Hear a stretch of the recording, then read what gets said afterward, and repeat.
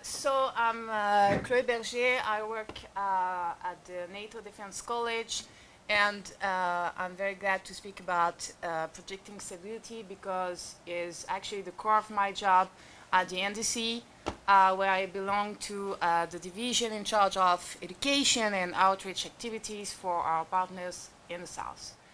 First of all, I would like to thank you, the organizer, for the kind invitation, of course. So, merci beaucoup. No worries, I won't speak in French.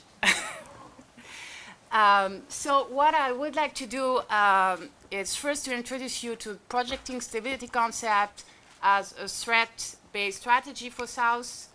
So, up, it works. And then I will give you a brief overview of what we are doing in the South with our partners, and finally build on my own discussions with our partners. I will try to recommend some, model solutions.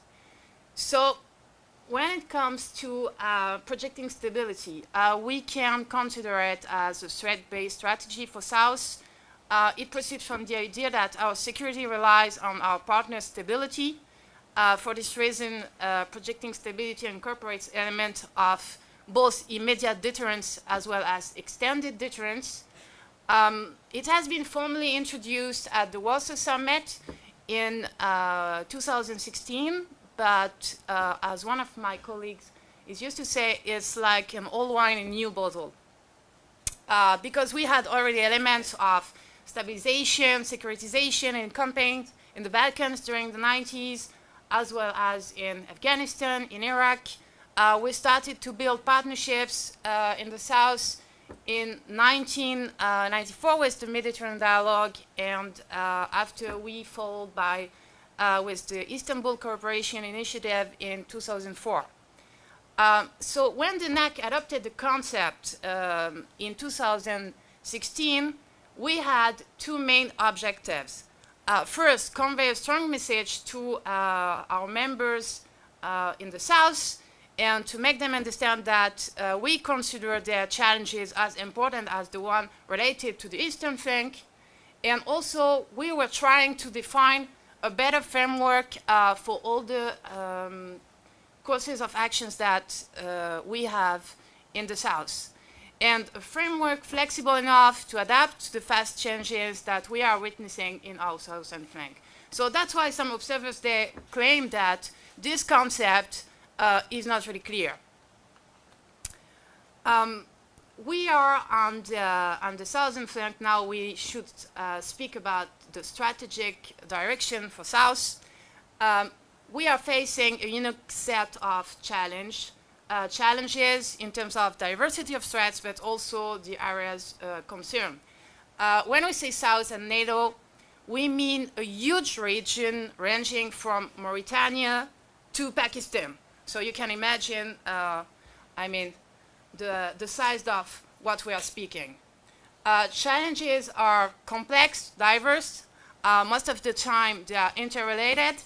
So we are speaking about all the consequences of the weakening and sometimes the collapse of states in this region. We have lots of conflict in Libya, Syria, but also still, we have troubles to stabilize Iraq, Afghanistan. We have still the conflict in between Israeli and Palestinians. We have all the issues related to migration, trafficking activities. We are also dealing with violent non-state actors, terrorism, radicalization, piracy. Finally, I want to mention one of our high priority or high concern is the Russian influence in the region. And first of all, in Syria, we have seen the Russian building this AD-A2 bubble and also supporting the Assad regime and its allies. So here that's of course a great concern for us. We have also seen the Russians trying to exploit the divergence of perspective among the allies on this conflict. I won't go too much into details regarding that, but there are there's of course tensions or divergence of perspective that undermine our cohesion. they are trying to expand through the region by binding the government through trade agreements, political, military cooperation agreements. And to a lower level, we are seeing at the moment the Chinese trying also to penetrate the region. Finally, I want to mention the proliferation of nuclear and missiles technologies, but my colleague will come back to that in a moment, so we'll have a better overview. So given the diversity of challenges and the variety of areas concerned, NATO cannot obviously face it alone. So we need the support of credible and capable partners in South. We need also to remain flexible enough to adapt in a timely manner, meaning we are trying to balance or to use all the tools that we have, political as well as military. In order to better understand the framework for South, I suggest to look at it in a set of three concentric circles. So the first circle is our southern shores. So if you look at this map, you can see already, you have an idea of what are the challenges. This first circle, is our direct vicinity. We are deterring immediate threats.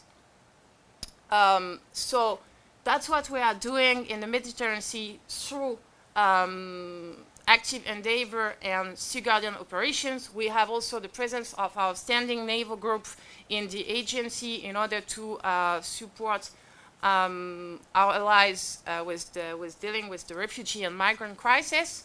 I want to remind you that we still have forces deployed in Balkans, and I need to mention also all the efforts of the individual NATO members being present in the Mediterranean, but also in the Black Sea in order to contain further Russian expansion.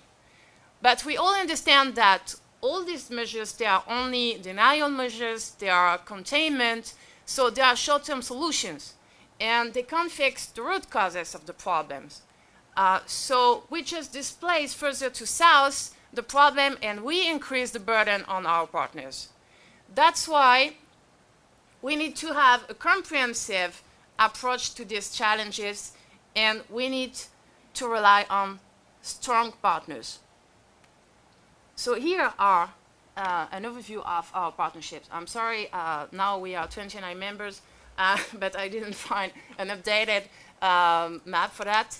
So our partners refers mainly to what I call the second circle. So it's the broad MENA region. And here we use partnerships as kind of extended deterrence strategy. The partnerships cover a large array of activities that fall under three main pillars. So political dialogue, cooperative security, and defense capacity building. The political dialogue, first of all, is key to develop a common understanding of challenges with our partners, and also common culture of defense. And that's what we are trying to do through our education and outreach programs at the MDC. We have also now a new center to discuss with the ICI countries in Kuwait. We are trying to increase our common situational awareness, for instance, through the newly established hub at GFC Naples. We have also the Fusion Center in Tunisia. And finally, this political dialogue is helping us to try to anchor our partners in the NATO side and to contain destabilizing influences. The second dimension of projecting stability is the cooperative security. We assist our partners in managing crisis.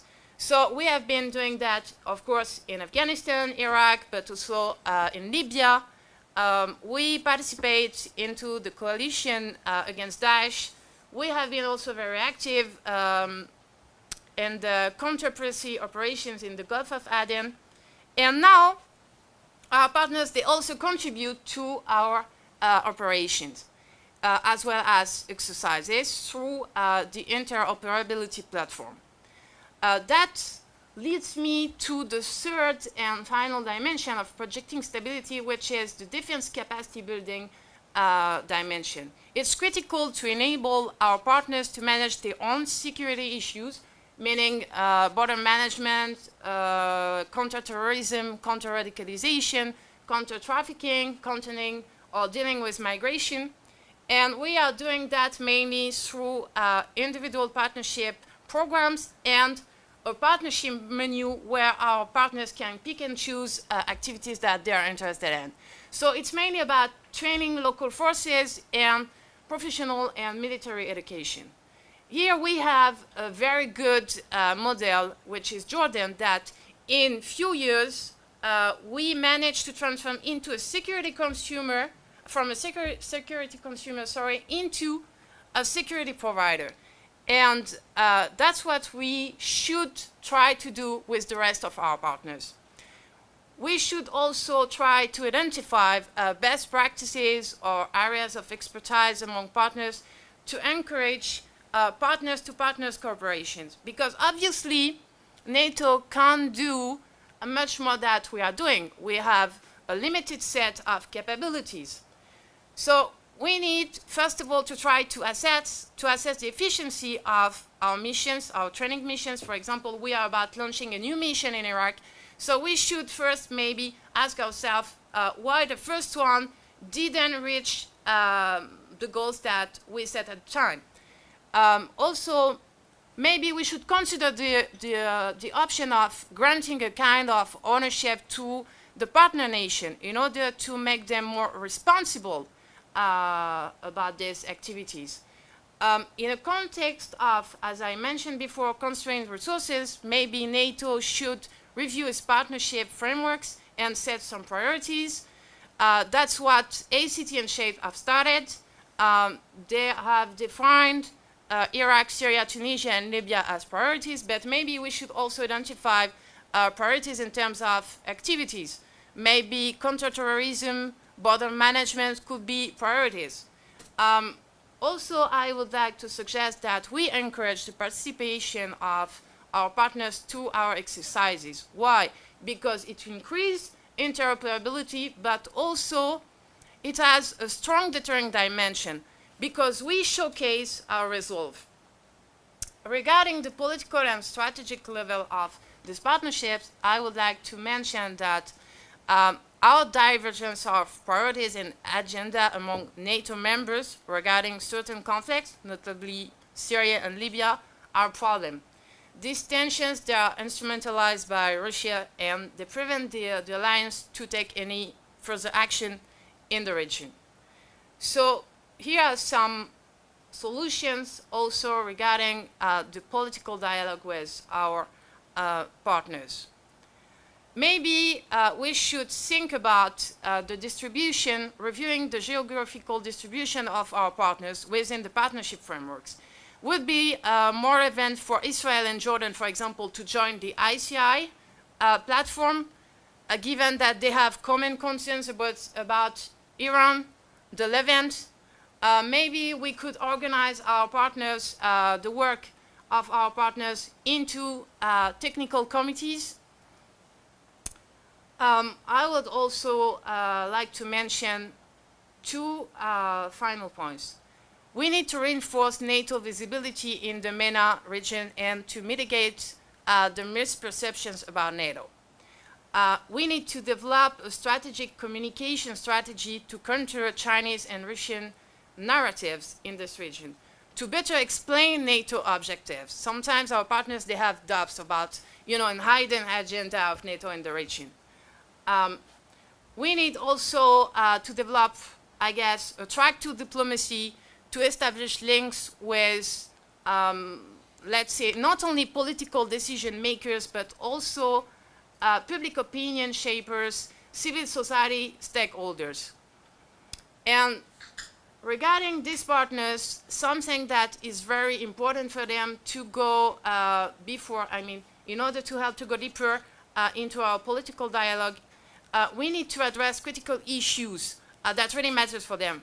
For example, the Palestinian-Israeli conflict is a core issue for our partners. we need to identify also incentives for countries like the KSA, so Saudi Arabia, and the Sultanate of Oman to join one of our partnership framework. And finally, we should wonder if there are any areas of potential dialogue with Russia. For example, regarding Syria. I know that it's not so NATO corporate what I'm saying, but obviously we will have, if we want to do something in Syria, we will have at a certain point to consider what the Russians they want to do there. On the long term, very, very, very long term, is there any possibility that we discuss with Iran about all the tensions and the rivalries that we are witnessing in the Gulf? It's also a question. So finally, and it's maybe for the, the future, because at the time being, it's still in debate if we have to go further to south in order to fix the root causes or to help our partners to fix the root causes of all the problems that we are facing in our direct vicinity. So it's what I call the third circle, the south of the south. So shall we do something there? It's a good question. Maybe in this area, the alliance should consider opportunities for building cooperation mechanism following a subsidiarity principle, of course, because we can't do everything by our own, with other international and regional organizations already present there, meaning EU, meaning African Union, meaning the UN, meaning the G5+5, or also individual countries. Finally, given the strong push that we are witnessing from the Russians and the Chinese on the continent, we need to start to think about appropriate ways to address and discourage the Chinese and the Russian influence to go further into Africa. Here are some conclusions. I guess that our main weaknesses when we speak about deterrence, our deterrence strategy for South, is the lack of clear and integrated strategy. What are the end states? What do we want to achieve in the South? What are the limits of the South? How do we measure stability? So how do we measure what we have done in the past and what we could do in the future? And finally, we should also, when we look at some options to work with other international organizations, we should also consider what they want to do with us, and not just to assume that they want to work with us.